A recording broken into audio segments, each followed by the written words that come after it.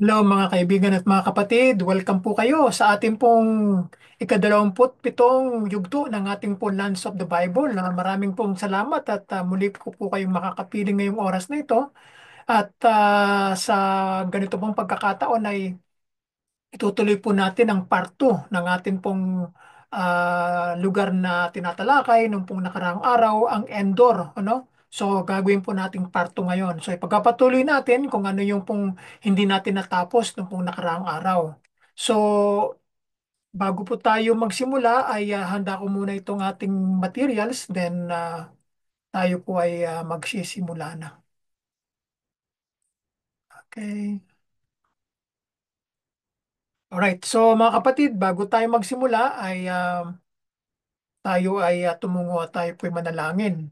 Ama naming banal na Diyos, ay narito po kami at kaya aming pinapasalamatan at aming tatalakayan ng isang paksa na napapanahon at kami po yung gabayan at pagkaloob mo sa amin ang iyong karunungan, ang iyong katalinuhan, Panginoon, at ang iyong kaalaman upang aming malaman at aming mong pumaintindihan ang aming pong pag-uusapan sa oras na ito. Ito po ang aming sama-samang dalangin na ang iyong banal na Espiritu ang siyang magtuturo sa amin at ikaw lamang, Panginoong Yesus, ang siyang mapurihan sa aming puso at ang kalawalatian sa Ama, magpakailanpaman. Ito po ang aming sama-samang dalangin sa pangalan po ng iyong anak na si Jesus. Amen.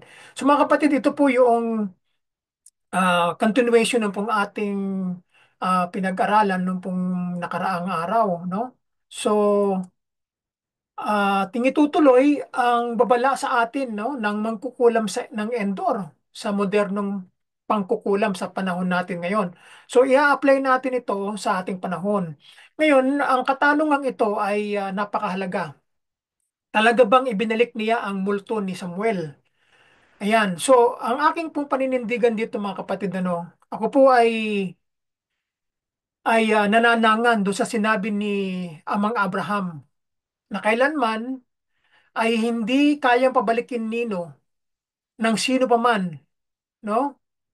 Ang isang kaluluwang namatay na, no? Hindi kaya yan ng sino pa mang tao kasi sinabi mismo ni Abang Abraham, no, nung doon sa aklat ng Ebanghelyo ni Lucas, nung namatay si Lazarus at saka itong mayaman na hindi na pwedeng bumalik no? Para mangaral muli sa kanila, hindi na Pero mamaya titignan natin kung ano itong special na pagkakataon na ito na may nangyaring kakaiba, no?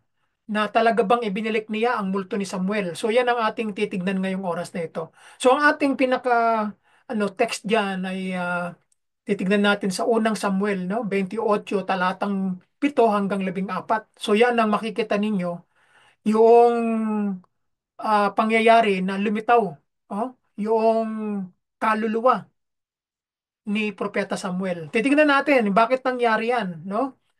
Kung yung sinasabi ni Amang Abraham na hindi na kailanman kailangang na bumabalik ang kaluluwa ng isang taong namatay na, pero ang tanong ay bakit nangyaring lumitaw yung kaluluwa ni Propeta Samuel? So yan ang ating titignan, no?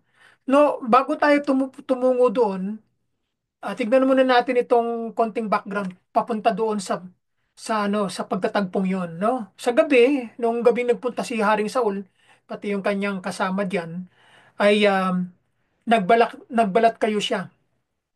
Si Saul ay sumumpa sa pangalan ng Panginoon. So, sinasabi rin sa Lumang Tipan na kapag kayo ay manunumpa ay talagang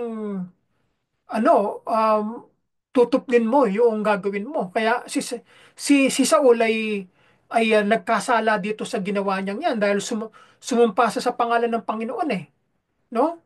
Tapos dinaya pa niya yung tao, yung mangkukulam, no? Niloko niya. So ang daming kasalanang violation na ginawa ni Haring Saul dito. Tapos nanumpa pa siya sa pangalan ng Panginoon, no?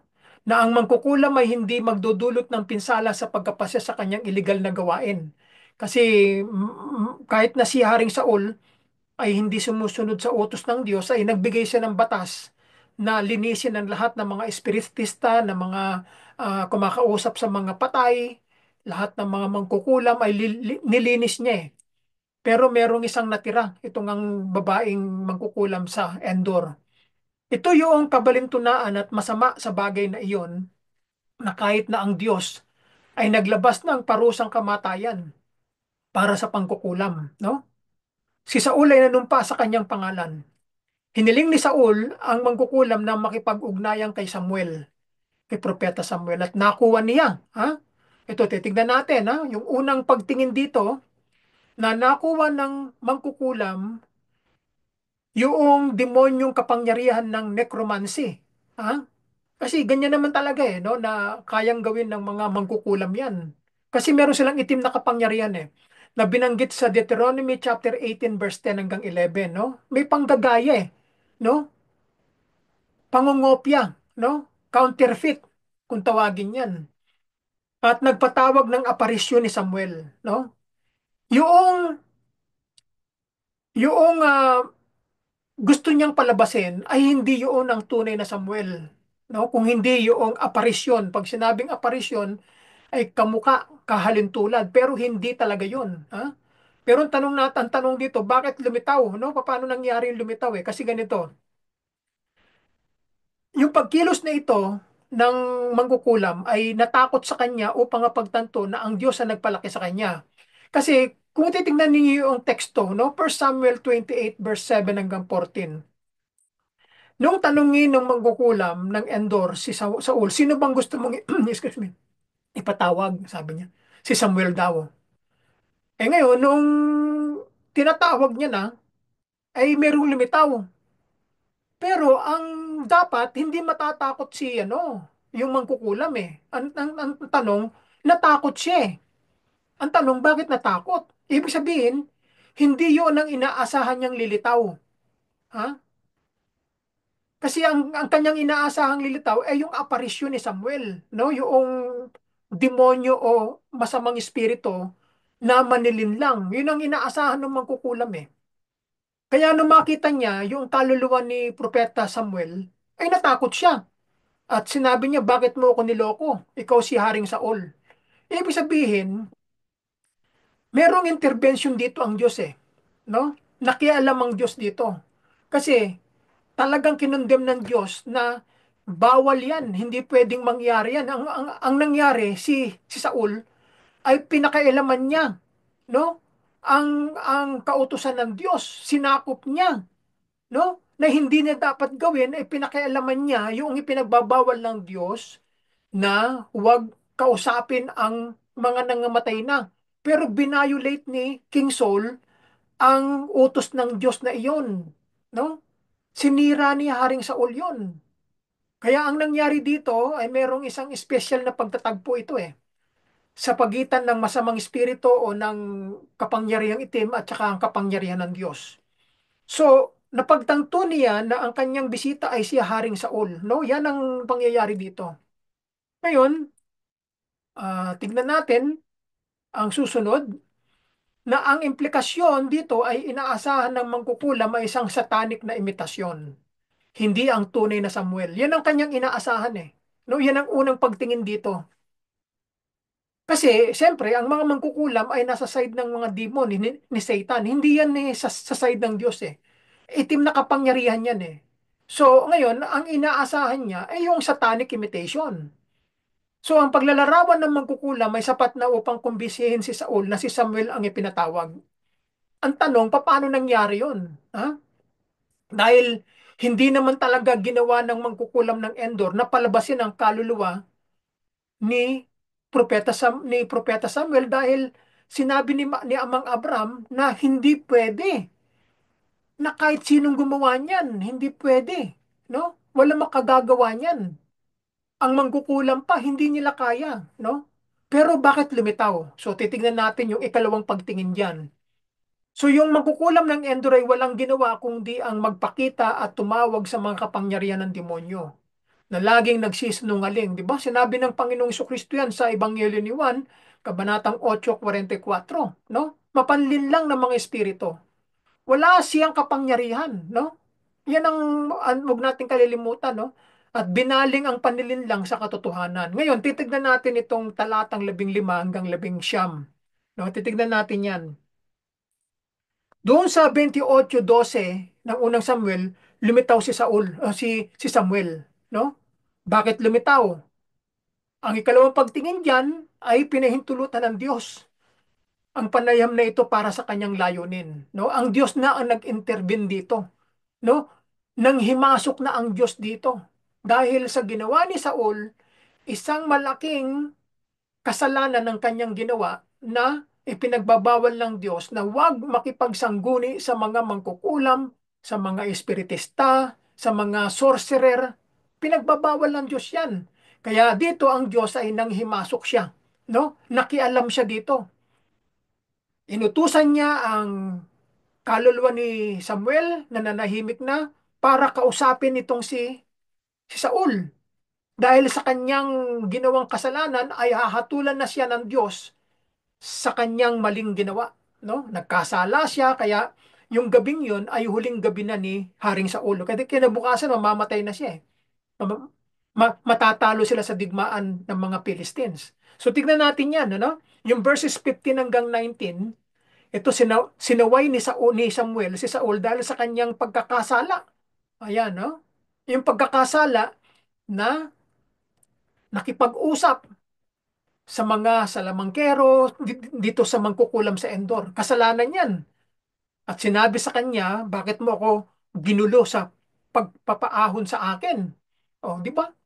So ngayon, sumagot si Saul, sabi niya, ako ay lubang nababagabag. Paano nga? Iniwanan na siya ng Diyos, di ba? Sapagkat ang mga Pilisteo ay nakipagdigma laban sa akin. At ang Diyos ay humihiwalay sa akin, no? Kasi nga, wala na eh. Hindi na sa sumusunod sa mga utos ng Diyos. At hindi na sumasagot sa akin. Ni sa magitan man ng mga propeta o ng mga panaginip. Kaya nga tinawag kita upang maipahayag mo sa akin kung ano ang dapat kong gawin. Pagkatapos ay sinabi ni Samuel, bakit mo ako tinatanong? Ang sabi naman ni propeta sa Samuel. Yamang ang Panginoon ay humihiwalay sa iyo at naging iyong kaaway. No? Dati, lingkod niya, ngayon naging kaaway na siya ng Diyos. Di ba? At ginawa ng Panginoon para sa kanyang sarili ang kanyang sinabi sa pamamagitan ko. Kita mo yung sinabi dito ni Propeta Samuel, ano? Ginawa ng Panginoon para sa kanyang sarili ang kanyang sinabi sa pamamagitan ko. Ang ibig sabihin niyan, pinadala ng Diyos si Propeta Samuel nung oras na iyon para sabihin ni Propeta Samuel kung ano ang mangyayari sa kanya kinabukasan. Hindi kaya yan ang mangkukulam ng Endor, hindi. Kasi natakot siya eh. Hindi niya kilala. Nagulat siya. O ang inaasahan ng mangkukulam eh yung spirit ng imitation, yung panggagaya, yung satanic na imitasyon. Hindi yung mismong Samuel ang kanyang tatawagin. Hindi niya kaya yon. Diyos lamang ang makagagawa nun. Sapagkat inalis ng Panginoon ang kaharian sa iyong kamay, nasabi ni Propeta Samuel sa kanya, at ibibigay ito sa iyong kapwa, si David, sapagkat hindi mo sinunod ang tinig ng Panginoon at hindi mo ginawa ang kanyang mabangis na galit kay Amalek. Kaya't ginawa ng Panginoon ang bagay na ito sa iyo sa araw na ito. Bukod dito, ibibigay din ng Panginoon ng Israel na kasama mo sa kamay ng mga Pilisteo. At bukas ikaw at ang iyong mga anak ay makakasama ko. Kita mo? Ibibigay din ng Panginoon ang hukbo ng Israel sa kamay ng mga Pilisteo. No? Yan ang epekto ng kasalanan ni Haring Saul. Pati yung mga inosenteng mga sundalo, mga kawal ng Israel ay mamamatay na kasama ni Haring Saul, pati ng kanyang mga anak. Tatlong lalaki ang binanggit na mamamatay na kasama niya. No? Tatlo. Ibig sabihin yan, wala nang papalit sa kanya bilang hari, no? Kung di na lang yung anak ni Jonathan na pilay na inampun ni Haring David na inako niyang para niya ring anak, no? Si Mephibosheth ang pangalan kung hindi ako nagkakamali, no? So, tingnan natin, no? Lumitaw si Samuel dito. Sa ikalawang pagtingin, ay pinahintulutan ng Diyos na mangyari yan. No? Hindi yan gawa ng mangkukulam ng Endor. No, wag nating sasabihin na ito ay gawa ng mangkukulam ng Endor. Hindi nagawa yan. No? Yun ang unang pagtingin eh. Sa ikalawang pagtingin, ang Diyos ang nakialam dito. Nag-intervene ang Diyos dito. Sinugo ng Diyos ang espiritu o ang kaluluwa ni Samuel upang magpakita kay Saul, no? Tandaan ang sumusunod na katotohanan, no? Ito yung may tatlong katotohanan dito sa pangyayaring ito. Una, mahigpit na hinahatulan ng banal na kasulatan ang espiritismo, no? Binanggit yan sa Deuteronomy chapter 18 verses 9 hanggang 12 at Leviticus 19 verse 31 at saka chapter 20 verse 6. Hindi talaga nakakausap ng mga espiritista ang mga patay, kundi karaniwang nakikipag-ugnayan sa mga espiritong manlilinlang, no? Ang kwentong ito ay hindi nagbibigay katwiran sa anumang pagtatangkang makipag-usap sa mga patay, no? Wala silbi ang mga bagay na iyan. Kapag ang tao'y patay na, wala na. Hindi na sila makikipag-usap sa mga buhay. Wala na. Putol na ang kanilang ugnayan. Wala na. Dahil sinabi ni Amang Abraham, hindi na sila makakabalik sa lupa. Maghihintay na lang sila, no, ng takdang panahon. At mananatili sila doon hanggang sa sa pagdating ng paghatol. Ikalawa, namangha at natakot ang babae nang talagang lumitaw si Samuel. Dahil pinatawag ng Diyos si Samuel para pumunta kay Saul, no? Nangangahulugang ito na hindi si Samuel ang inaasahan niya ng mangkukulam, kung hindi isang masamang espiritu o yung satanic na imitasyon. Maliwanag na ang paglitaw ni Samuel ay hindi bunga ng kanyang panggagaway o ng kanyang itim na kapangyarihan. No? Hindi niya kaya yon. Walang makagagawa nun. So ikatlo, ang paglitaw ng ni Propeta Samuel ay nangyari sa pamamagitan ng mahimalang pagkilos ng Diyos. No? Mismo upang dalhin ang panghuling mensahe ng paghatol ng Diyos sa hari. No? Yan mga kapatid. No? So yan ang ikalawang pagtingin. So tutuloy natin ang kwentong ito at para malaman natin no, na sa panahon natin ngayon ay wag na wag gagawin ng mga Kristiyano yan. Wag na gagawin yan sapagkat pag ginawa nyo yan ay mawawala sa inyo ang buhay na walang hanggan. Sinisigurado ng Panginoon sa atin yan. Wag na wag tayong makikipag-usap sa mga mangkukulam. Wag na wag tayong pupunta sa mga manghuhula, na mga bumabasa ng mga palad, yung mga gumagamit ng mga tarot cards, yung mga gumagamit ng mga Ouija board, yung mga Spirit of the Glass. No, wag kayong pupunta diyan. Kapag kayo ay nahook diyan, ay mawawala sa inyo ang kaligtasan na ibinigay sa atin ng Panginoon. Ito yung babala sa atin ng Diyos. Yung unang kronika, chapter 10, verse 13 hanggang 14, ay nagbibigay sa atin ng isang uri ng epitaph, isang pariralaoan nyo ng mga salita na isinulat sa alaala ng isang taong namatay. Ano yung nakalagay doon sa ano? No? Yung nakaukit doon sa harap ng libingan ng isang tao, yung lapida, di ba? Isang inscription na sa isang lapida na tumutukoy kay Haring Saul.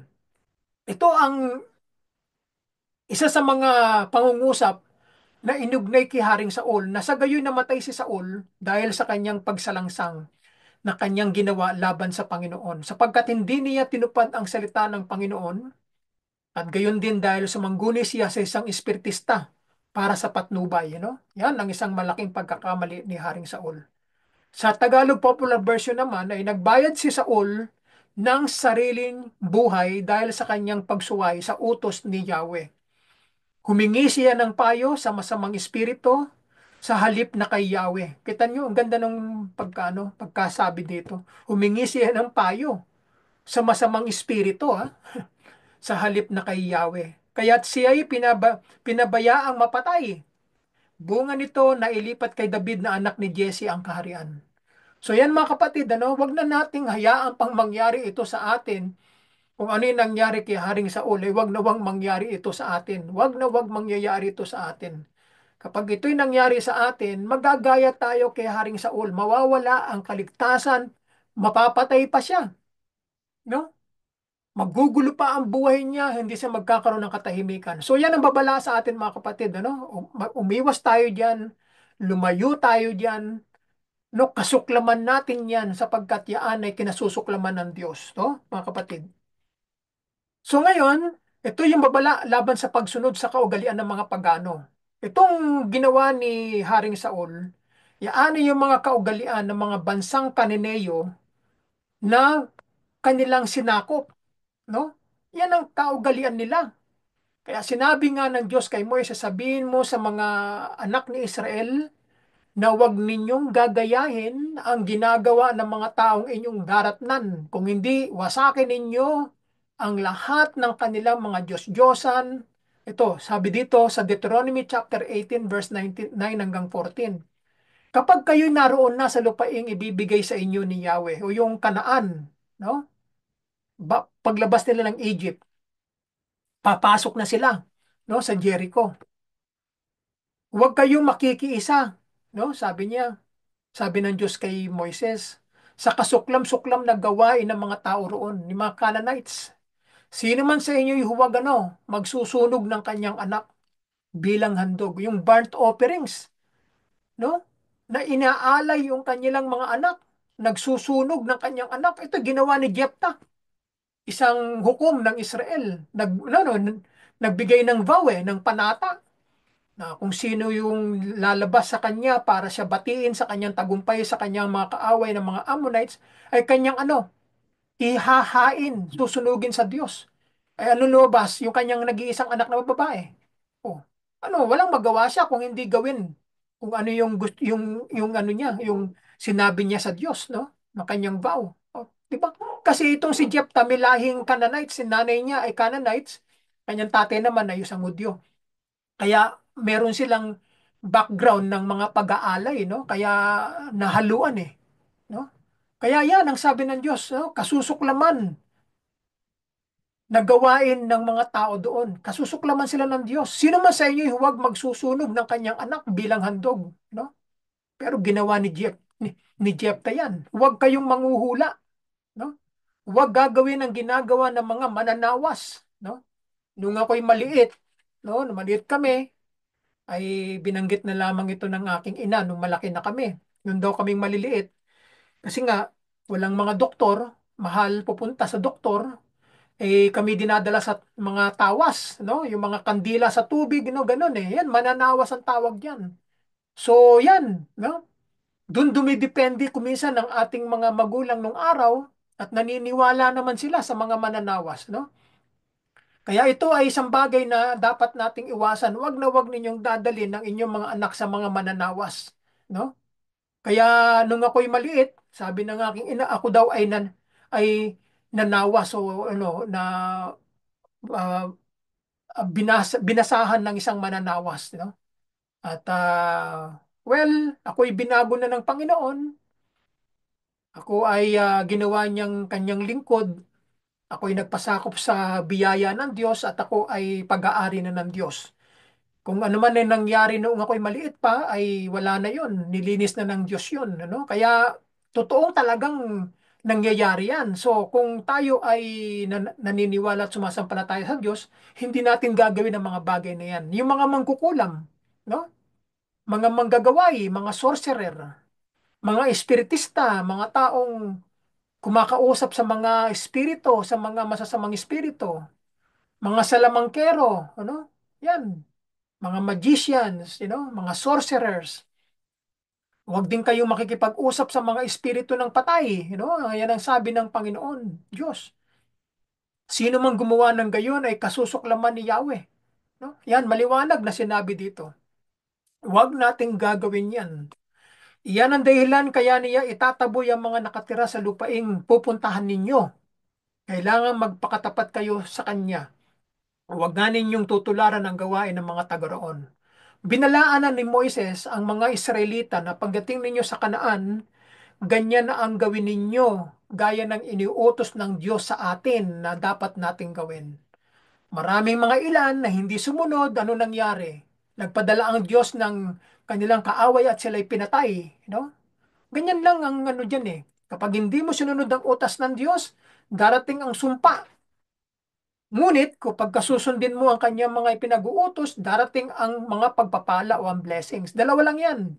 Blessings and cursed. Kapag sinunod mo ang kanyang utos, pagpapalain kanya. No? Kapag sinuway mo ang kanyang utos, makakaranas ka ng sumpa. No? Yan, mga kapatid, no? Maliwanag yan. No? Huwag na natin kalilimutan. So dito mga kapatid, ay Merong 10 mga modernong mangkukulam, no? Sa panahon natin ngayon, 10 yan. Pero mahaba ito eh. Siguro gagawin kong part 3 na ito, mga kapatid, ano? So, gustuhin ko mang ituloy pero mahaba tayo dito, no? Ito ay mga 10 mga modernong mangkukulam sa panahon natin. Ito sa Amerika ito, ha? Hindi dito sa Canada ito. Sa Amerika ito. So ito yung mga practicing witches na habang sa kasalukuyan ay mga practicing sila lahat. So tatalakayin ko ito sa ating part 3, no? Para mabigyan natin ng pansin. Kasi merong isang photographer na American ang kumuha ng mga larawang ito. Tapos inilagay niya sa kanyang website at doon niya i-share kung ano yung kanya naging karanasan sa mga modernong mangkukulam na ito. So yan ang aking ibabahagi sa inyo sa part 3 na, no, ng ating Endor, no? Kasi controversial itong mangkukulam ng Endor eh. So kung ang Lumang Tipan ay bumabanggit sa mga mangkukulam ay hanggang ngayon sa panahon natin ay meron, no? Ito mga muka ng mga modernong mangkukulam, no? Tignan niyo ang kanilang mga muka, no? Iisa-isahin natin 'yan, no, sa ating part 3. So mga kapatid, no, dito ko muna ito ititigil kasi mahaba 'yan, no? Dapat half an hour lang eh. Kaya doon ko tatalakayin 'yan. Kaya dito ko muna ititigil ito at tama-tama, ano, kalating oras lamang ang ating part 2. So abangan natin 'yan kasi maging ako ay nabigla, no? Nung na-research ko 'yan, nakita ko, sabi ko, wow, magandang ibahagi ito, no, sa ating series. So titignan natin kung ano ang naging karanasan noong photographer na pinayagang kunan sila ng larawan, no? Kaya naman ay nagulat din yung photographer eh, no? Nagtiwala yung mangkukulam sa kanya. Sabi niya, huwag kang mag-alala, huwag kayong mag-alala kasi hindi ko naman ito ah, bibigyan ng masamang kahulugan o ano, kung hindi gagamitin ko ito for learning, ano, para maibahagi yung aking naging karanasan, ano.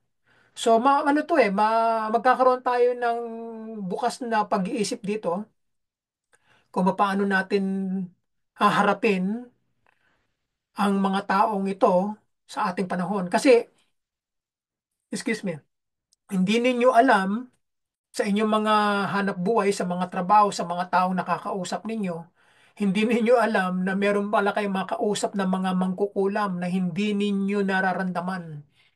Kaya ang maganda ay maging mabuti tayong tao, makiharap sa tao, huwag tayong gagawa ng hindi magandang yung paggalang sa tao, no? Pagrespeto sa kapwa. Importante 'yan eh.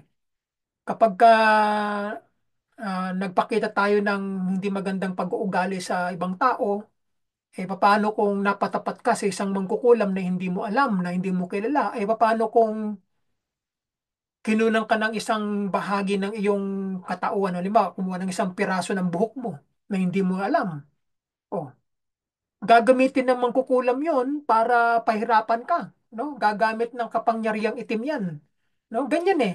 Kaya pero, tayo mga Kristiyano, ako'y naniniwala na kailanman ay hindi kaya tayong pasukan ng kapangyarihang itim. No, hindi.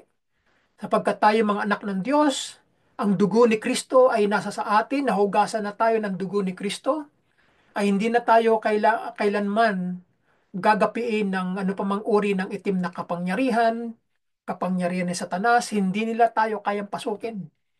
Sapagkat mas malakas yung nasa puso natin kaysa sa kanila.